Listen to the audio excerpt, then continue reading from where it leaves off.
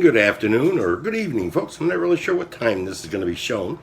My name is Jim Flis. I've been carving pumpkins for going on 45 years now. A long time. Actually longer than that, but this particular technique that you've probably seen. If you've come to the Milford Pumpkin Festival in the past, you've seen me out there. I typically spend all day on the Saturday carving my pumpkins, and at night I light them up.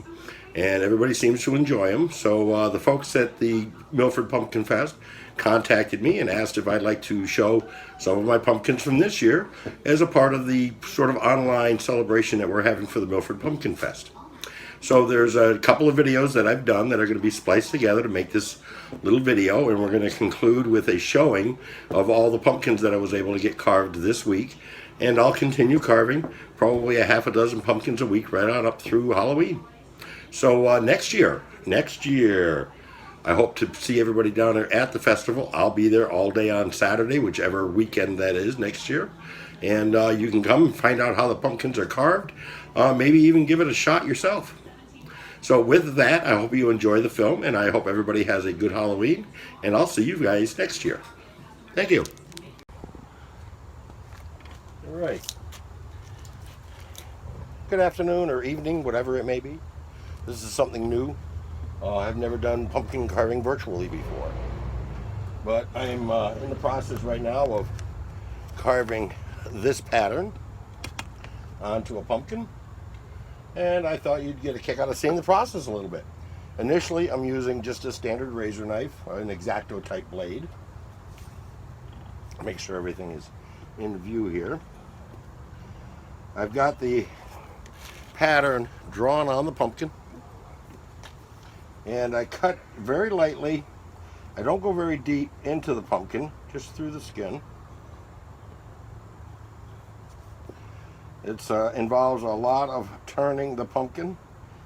I find it's easier to turn the pumpkin than trying to rotate the knife around the curves and different shapes of lines. I'll give you an idea of how I extract the pumpkin. So I'm going to carve along this series of lines.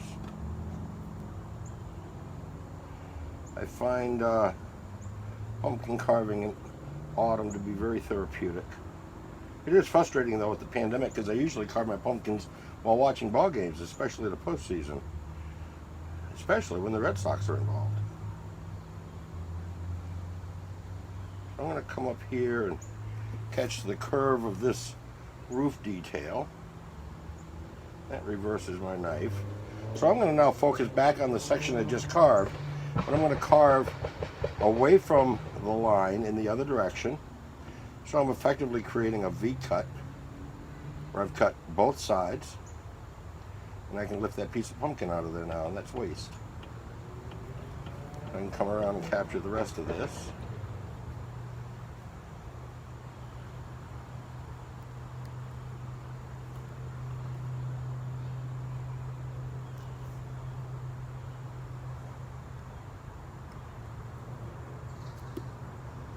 Go ahead and finish this small series.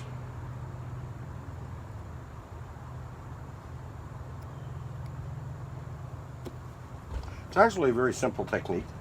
More than anything is it requires patience. I encourage people who want to try this to start out doing just a standard jack-o'-lantern, but carving it out in this method. And you can see here, that's the material, the skin that I removed for that part of the pumpkin. And I would continue on around, get all the perimeter out, and then I would carve out the small details like these windows. Then after that, I do the bulk removal, and I'll show you that in a second short video. But in the meantime, what I'm going to do is put on my headphones, watch my show, and continue carving. And I'll be back in a moment with another part. Right. So I have finished carving all the detail work, and I have started removing the large areas of pumpkin skin. You might be able to tell from here what I've got is a witch, some bats, and a house that are silhouetted by the full moon. I use fairly standard wood carving chisels for this part. And I'll go ahead and do some of the bulk removal. I use both of my hands on the chisel for better control. When I'm going through the wet pumpkin material, there is a tendency for the knife to want to slide too fast, and I want to have good control over it so that I'm not removing elements that I need to keep.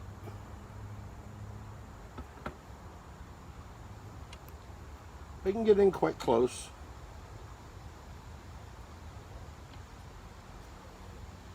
Even with a wide blade, as we can see here.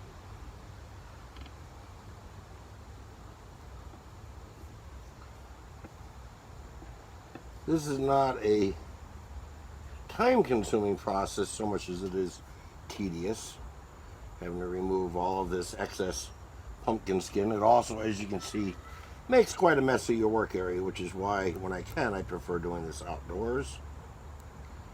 The problem with the fall is it starts getting too dark too soon for me to continue working outside. I have lights out here, but having dimmed sunlight, like on an overcast day like today, tends to work best. Bright sun actually produces too much in the way of shadows.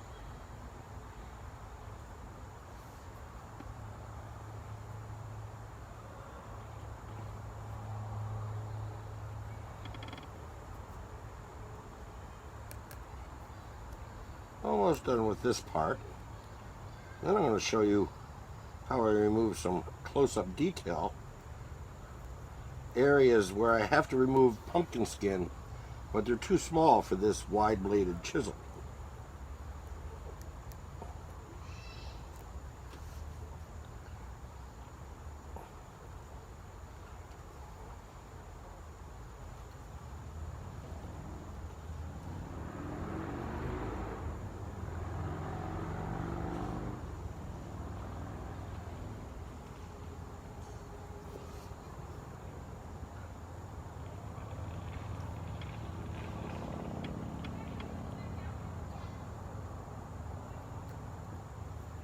The other thing I like to do is I get raised areas with the in the shape of the blade of this chisel.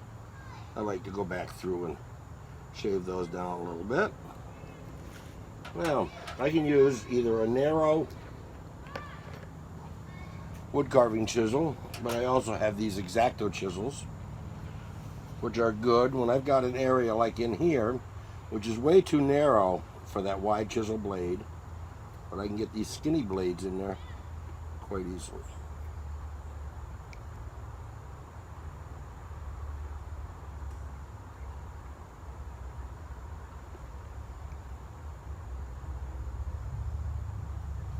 There.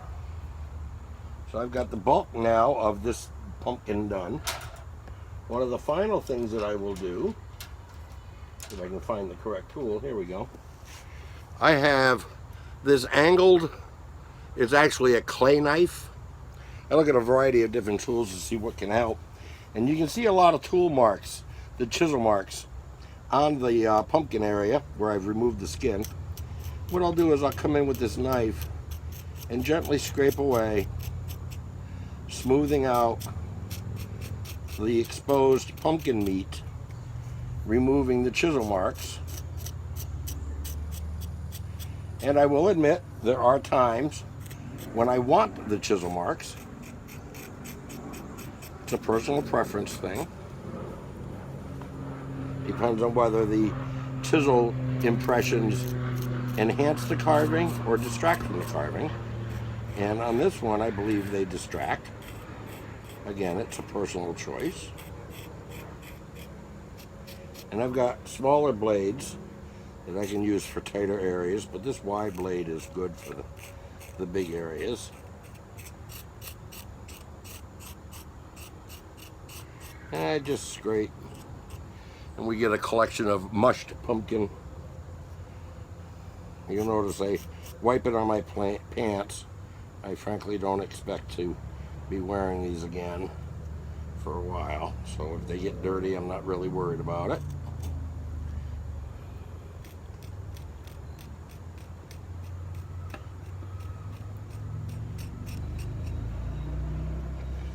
And you can see the distinction, this part of the pumpkin that I've scraped versus that part of the pumpkin with all of the chisel marks on it. So I'm going to go through this whole pumpkin and smooth it out. And then after that, I will gut it and light it up, and we'll take a look at that this evening. That'll be another part of the video. Thank you for joining me, and we'll be back in a bit. Okay, now we're going to clean and gut our pumpkin. I start out, I've got a lot of ink marks left on my pattern here. I'll spurge it with a generic cleaner, like a window cleaner or something, like using a scrubby brush or a sponge. I've got to be very careful though. If I rub too hard, I'm going to actually knock off the details of this pumpkin.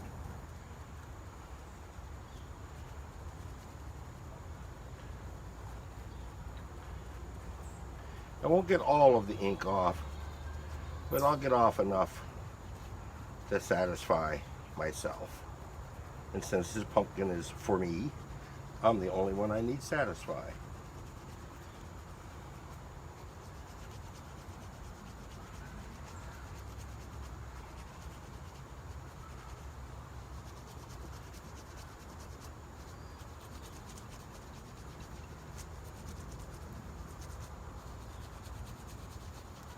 I'll do a little bit more on that later, but you get the general idea.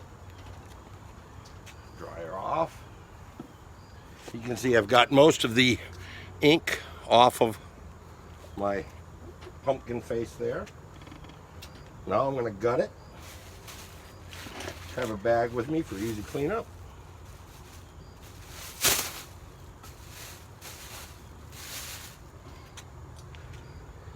I like to bring a series of fairly straight cuts near the top of whatever my carving is.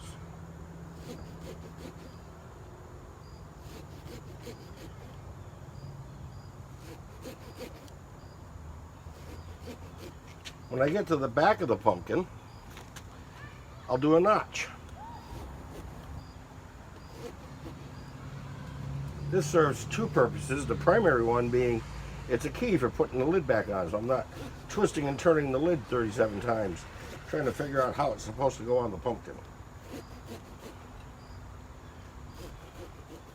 When I've gotten all the way through, I can lift the lid up, and you can see my key fits in that notch. I use a soup spoon as my primary tool. We're going to go ahead and clean off the lid.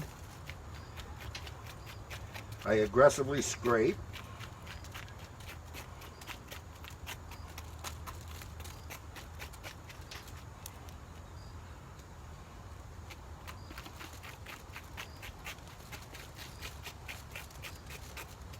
Till I have a clean lid.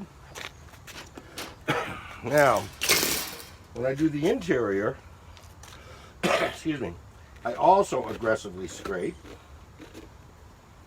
You can see the effect of just that little bit of scraping so far.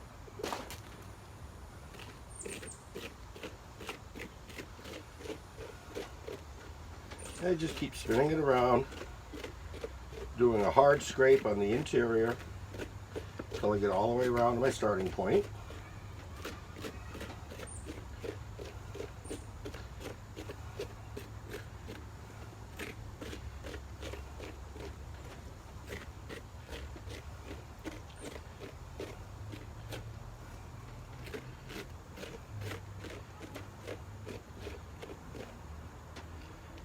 So I've got down to my starting point.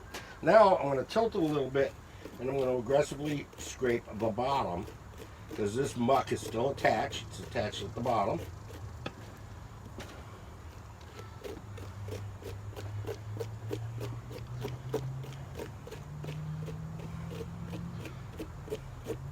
And if I've done it adequately, it should all just pour out.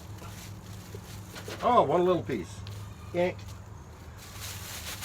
And I've got all my pumpkin guts out. That is now ready for lighting. This is what I use for a lighting set. These are lamp sockets that plug into outlets, so I plug it into an end of an extension cord. I wrap it with electrical tape to keep moisture away from it because the inside of a pumpkin is wet. And here, you'll see the second purpose of this notch. So I would drape the bulb in like this, so that it's sitting around the center of the pumpkin. And then I put the lid on. The notch finds itself, gets on there very quickly, and the weight of the lid will pinch that cable and hold that bulb up off of the pumpkin, so that when I light it up, I'm not burning the pumpkin. And there we have it, one pumpkin down. A little bit of cleanup needed.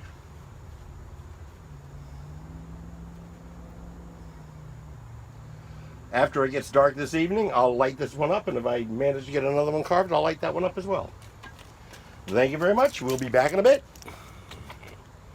Well, good evening, folks. Well, it's evening here anyway.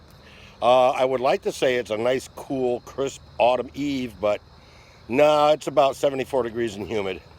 Not very good for the pumpkins either. They tend to not last as long. For those of you who are interested, this is a very common question. These pumpkins in cooler weather can last up to a week to 10 days, so long as you only light them for 1 to 2 hours a day and keep them cool. I usually just keep them outside on the front step so they get chilled by the night air. It's a whole lot cooler outside, even in these weird temperatures, than it is inside. And we're going to go over and take a look at the pumpkins. It's going to darken up a little bit as I wander away from the lighted table here. Ooh, spooky. So we're going to come over here and take a look at the pumpkins. I've got them all lit and lined up. I'm going to take a lid off of one of these so I can at least get some light on me. How you doing there, folks? So I've got 4 pumpkins here, possibly a 5th that I'm going to show you. You saw me carving one of them. I wanted to, one thing I didn't point out before, I'll point out now. You can practice this technique very, very easily. Take a ballpoint pen. The cheaper ones work better, ironically. And etch or draw on your pumpkin a pattern that you'd like to see. I recommend for people trying this for the first time to simply go with a standard jack-o'-lantern, the triangle eyes and a toothy smile, nothing fancy. And then take a razor knife or wood carving tools and carve that out. You can either carve what you drew, the eyes, the nose, and the mouth, and leave the rest of it with skin so that it's dark, or you can do the opposite of that, carve everything except the eyes, nose, and the mouth, so that they appear dark in the final lighting. I light them. I'm going to see if I can show this to you here. And here we are. The first video, and I want you to notice that this one is rather blotchy. Turns out this pumpkin was green, and I didn't discover it till I started carving it. And after putting all of the work into drawing it, I figured I'm just going to finish it. And it's got quite a bit of detail in here. We have an owl up here, a couple of pumpkins and some scary eyes down there, a couple of bats. There's a spider up here, and a cat. Your traditional Halloween black cat. So that was one of them. Then we have my scary raccoon. Well, not really scary. He's kind of cute. One of the things I love about this technique is you don't have to do a Halloween theme if you don't want to. But then, every so often, a Halloween theme just looks too cool to pass up. And there's my scary pumpkin face. And then over here, this is the pumpkin you saw me carving the other day of the haunted house with the witch and the bats flying in the silhouette of the full moon. So you can have a whole lot of fun with these types of pumpkins. And I hope you enjoyed the show. Next year, please, I encourage you to come on down and visit me at the Oval in Milford, where I'll be set up carving my pumpkins. You folks have a wonderful Halloween, and we'll see you later. Hello again there, folks. I'm going to be showing you here how to transfer a pattern onto a pumpkin. When I'm getting ready to carve a pumpkin, first thing I need to do is to place a design on it. Sometimes I'll freehand a drawing. It's something that I'd like to do. Other times I'm doing something specific. A good example would be if I'm doing a logo of a local business or something like that, and everybody wants it to be an exact replica of what they've got. So I've got a method for transferring a pattern, and I'm going to transfer this pattern onto the pumpkin. I start first by taping it on. You can see I've taped it in multiple places. The other thing that happens is I've got a flat piece of paper that I'm trying to tape onto a round object, which creates difficulties. I typically tape the top and the bottom, and then I'll tape the two sides, and at that point the corners are going to wrinkle up. And if you look here, you can see where I have cut the paper and then overlapped it and taped that into place to force the paper to better conform to the curvature of the pumpkin. It's not an exact fit, but it's close enough, and it helps keep the wrinkles out. It does cause some distortion to the drawing, and you have to take that into account. After I've got all the tape in place, I'm going to take a ballpoint pen. I'm going to bring this up real quick here and show you. I'm going to mark from the paper right onto the pumpkin, and I'll do that every place where there is a length of tape. If you're doing it on black, it's a little difficult to see the ink mark, but you can see it. And I'll get this last one down here. I did a few of them earlier, so this would go quicker. And the reason I do that is, you'll see during the course of putting this pattern onto the pumpkin, I need to remove the pattern so that I can ink in what I've been marking. And I want to make sure that I can put that pattern back exactly where it was before. So I've got that all marked up, it's taped on, and it's ready to go. I'm going to give you an example of how I transfer the pattern, and then we'll come back a little bit later. You'll see the completed pattern drawn on the pumpkin, and you'll have a better idea of how to do this kind of a transfer if you ever want to try it. I usually like to start with something easy, so I'm going to do the crown of his head here on this skeleton. And what I'm going to do is, using my pen, ballpoint, I'm going to press very firmly and just trace over the mark, the line that inscribes the crown of his head. I'll come all the way around to the end.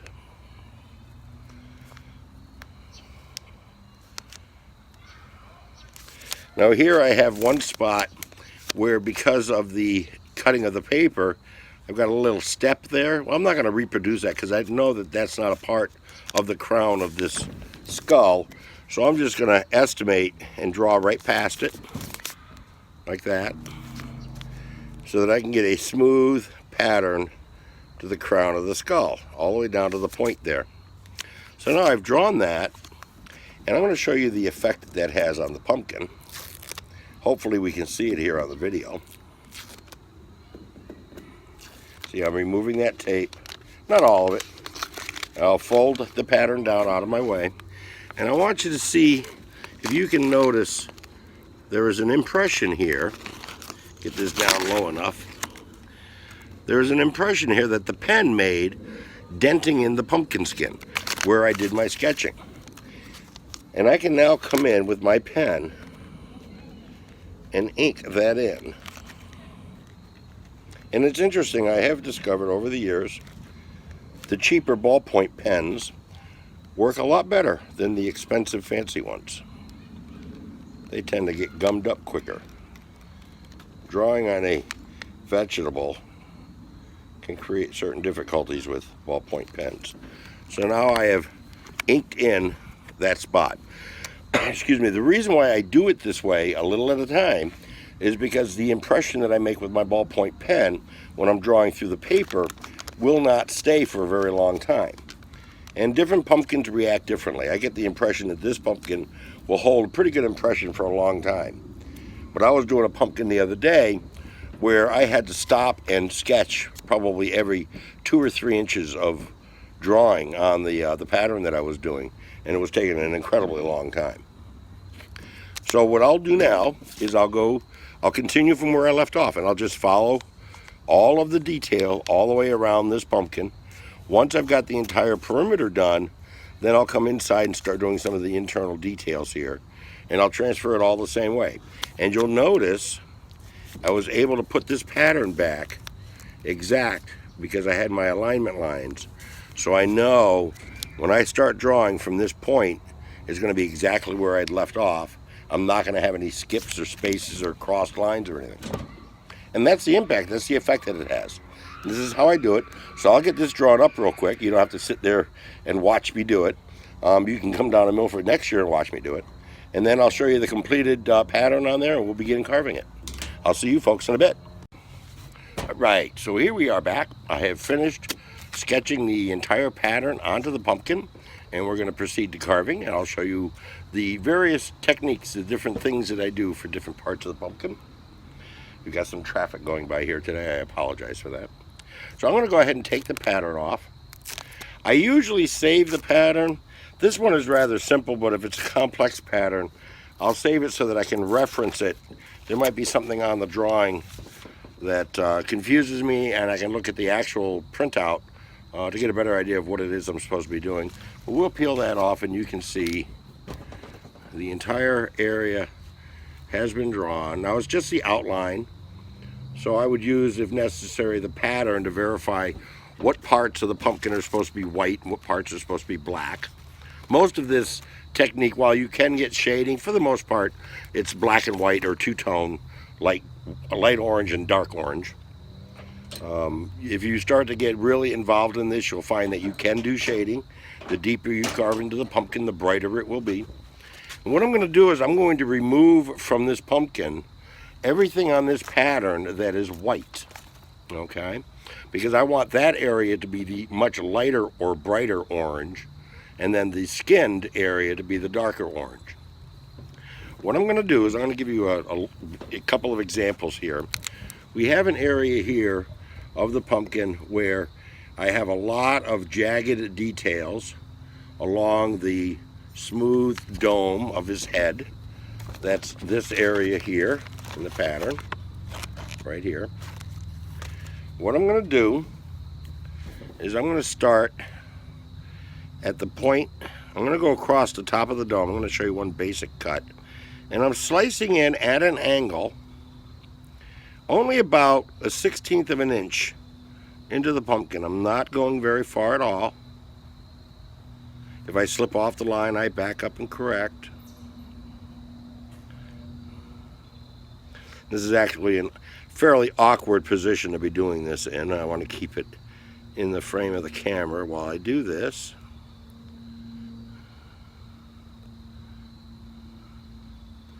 I'm going to come all the way around his dome till I get to a point, and then I'll stop.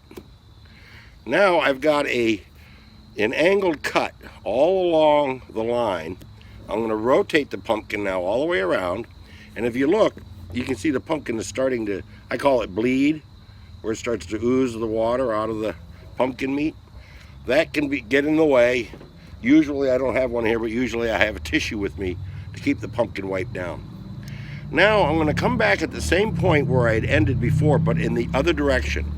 Before I carved in this direction, now I'm going to come a little ways away from the mark with my knife, and I'm going to cut along the same area of about 1/8 of an inch away from the line. You can see that right there at the top of your screen. I'll center that a little bit. You can see that second cut that I'm making right there.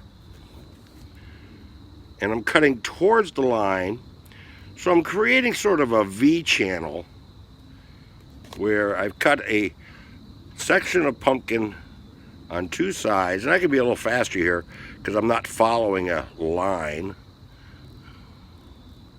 I get down near the end, I slow down and take my time and get the precision, and I should be able to peel that up. There we go. You can see here I'm able to peel up a section of the pumpkin right out of there. And I'm going to go and get this cleaned out.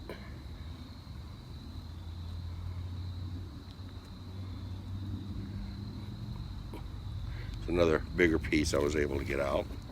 I didn't cut deep enough on some of this, so I'm going to come back through it one time real quick.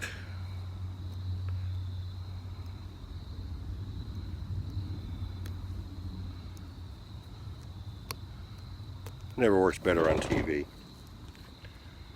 You would hope it would, but it never does. There we go. Alright, so I can take that out.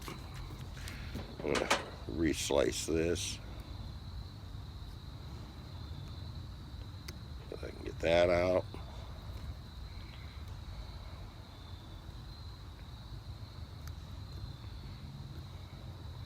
So there I have the entire channel marking off the dome of the skull, and I've removed that pumpkin skin. You notice I'm only going far enough into the pumpkin to remove the skin and a little bit of meat, but I'm not going very deep. So you don't need to really be digging into your pumpkin. Now, I'm going to also go ahead and take care of this right here, right now as a part of this video, to show you how that's done. What I'm going to do here is I've got a lot of cuts where I'll be normally rotating the pumpkin a lot. But instead what I'm going to do is I'm going to save myself a little bit of time, and I'm going to carve all of the, in my case, right-handed sides ahead of time. And I'm carving right along the line of the pointed zigzags areas. I'm going to continue that.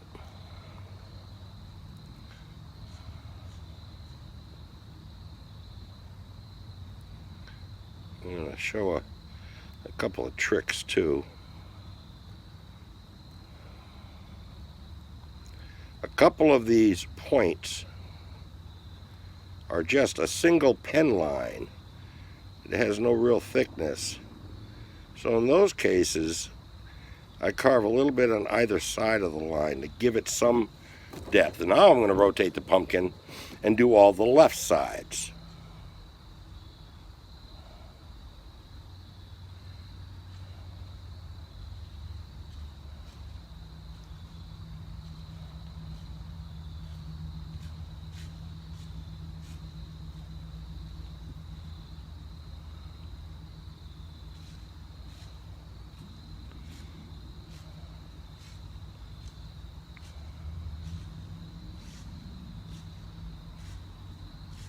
This is where you have to truly pay attention to what you're doing, because this is the fine detail that really sets the pumpkin apart from other carvings.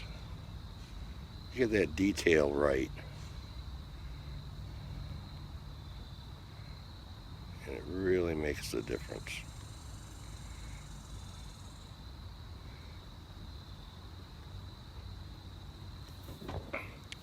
All right, let's see here how this is coming now. Now, if I did this well, I'm going to have to do a slice across the top of some of these.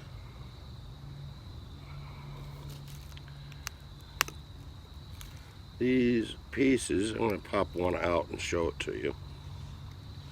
So here you can see I'm popping out a very, very thin piece of pumpkin. There's not a lot there. But that's the level of detail that you can get with this kind of a carving. Let me go ahead and finish up this section and I'll show it to you.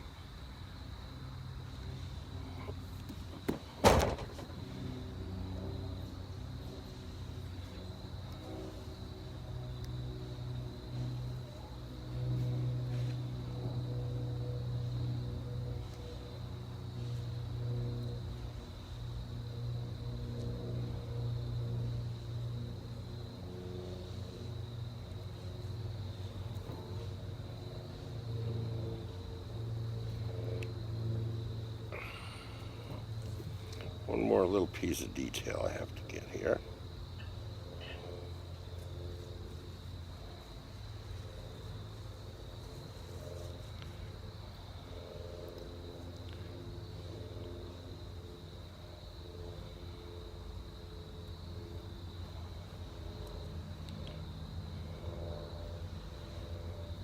There. All right, see if we can bring that in close enough to see different size. All of those little spikes are different widths, different lengths, and I'm able to get that level of detail. So what I'm going to do now is I'm going to finish doing all of the edge carving, and I'll come back in a few minutes and show you how we remove larger pieces of pumpkin skin as we prepare to finish this pumpkin, frankly. Once I get the borders done, all the edges of all of the patterns that I've drawn here, we're probably about 80% done with the pumpkin, and we'll finish up the last piece of it. Then we'll gut it, and we'll carve it, and we'll light it up, see how it looks. I'll see you in a bit. Hello again, folks. All right, so I have taken and I have carved all the perimeter pieces and all the edge where the lines are. And you can see here, the pumpkin is starting to take shape. That was about an hour or so's worth of carving right there. And you'll note you can get some incredible detail on this. The tricky part now is keeping my pattern handy. I now have to remove large areas of skin, like his whole forehead here. Okay, and I want to make sure as I'm carving that away that I'm carving away the parts that I want and leaving the parts that I want. It is very easy if you don't keep the drawing with you, you inadvertently cut something out and realize, oh, that was a detail that I needed to keep. I use a couple of tools for this. These are wood carving chisels, just standard wood carving chisels, nothing all that fancy about them. I've also used clay cutting tools and a variety of other things. I keep my eyes open for any tools that I think might be useful for pumpkins. The two different sizes are primarily the smaller one will get into smaller areas, but if I've got the room, I'll use the bigger chisel because it removes more pumpkin faster. The other thing I thought you'd get a kick out of is, I'm going to flip this over a little bit. Let's see here.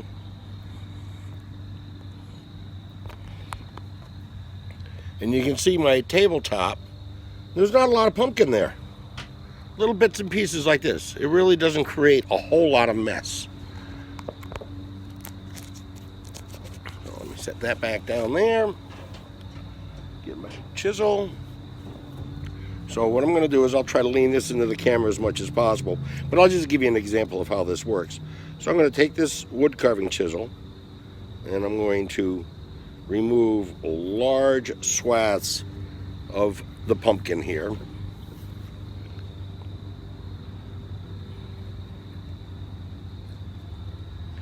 And this is not that time consuming.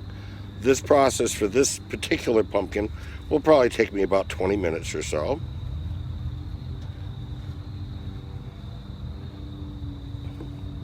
I'll get a few examples of this down.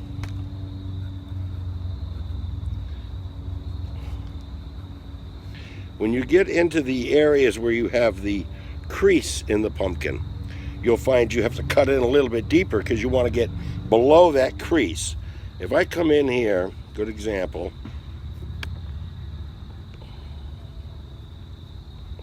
and I'm not cutting deep enough, you start getting these orange lines. That's the lower part of the crease, the seam in the pumpkin. And so you want to make sure you get below that to get all of that orange out, or your pumpkin will look like it has a bunch of dark specks on it when you light it up.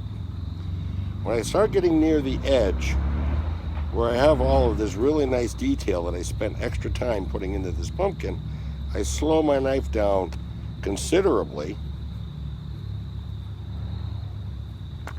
And most of that I will do with my smaller chisel. So I'll give you an example here. I'm getting down now into this area where I've got a very narrow channel of pumpkin meat or pumpkin skin that I have to remove. So I'm going to use my smaller chisel. The motion is the same, but it allows me to get into that small area.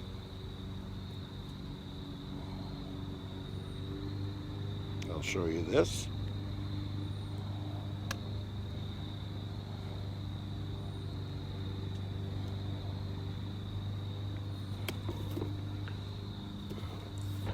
And there you can see that small channel there. I was able to remove the skin very quickly with the narrower wood chisel. And the other thing I wanted to show, while I've got you all here captivated, is you may notice in the film, in fact I can see it here, you can see chisel marks. And depending on the pumpkin I'm carving, I may want those chisel marks, or they may actually add to the pumpkin. Other times I want to get rid of them. And I've got a woodworking tool here that I use. Actually, I think this is primarily for clay. And I'll take that edge and scrape it along the edge of the pumpkin.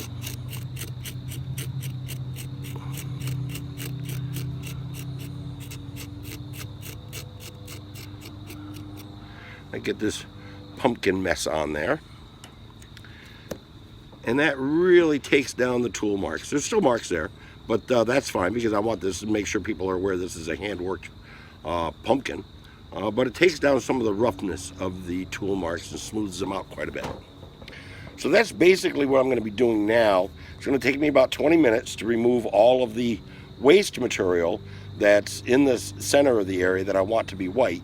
And we'll take a look at how that pumpkin looks once I get that area cleared up. So we'll see you in a bit. And here we are again. The carving is now complete. I've cleaned up all of the empty areas that need to be white, as you can see here. And even then, if you look at the actual drawing, sometimes it's difficult to pick out, geez, is that really correct? A couple of times I've actually done pumpkins with so much detail in them that when you look at them before they're lit, it's like, oh, I made a big mistake, that's not right.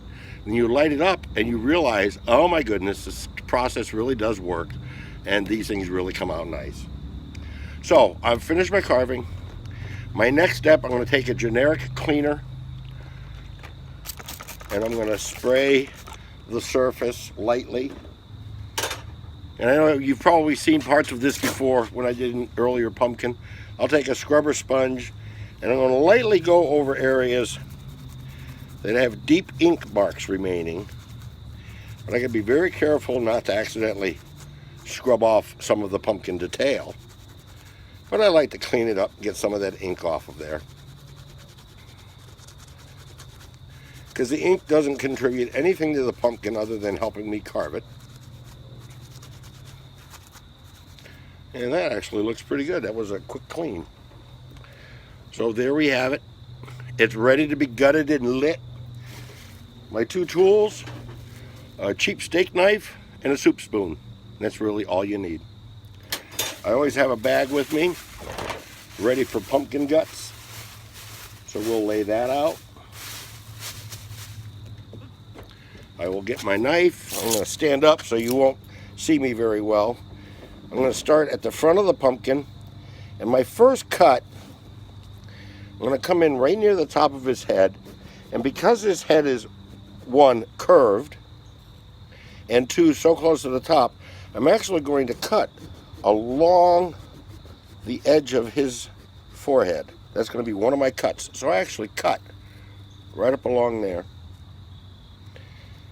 And then after that, it's fairly conventional. Just some lines all the way around the pumpkin. You may recall one of the things that I like to do is I will cut, when I get to the back of the pumpkin, a large notch that serves two purposes. One, so it's easier to get the lid on. Nothing's more frustrating than spinning a lid around trying to figure out how it fits on the pumpkin. The other thing that it does is it gives me a place to put my lamp cord, because we light these with a cord. I'm going to set this pumpkin out of the way briefly. I'm going to pop the lid off of this pumpkin. So there we have the lid. I'm going to use my soup spoon, and I very aggressively scrape into the pumpkin shell.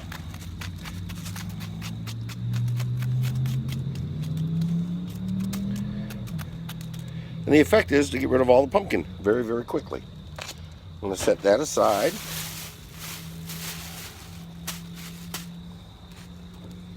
Now I'm going to bring my pumpkin over here, and I do the same kind of thing. From the inside, I very aggressively scrape the interior of the pumpkin. I go all the way around, aggressively pulling the pumpkin guts from the interior wall of the pumpkin. Doesn't take that long.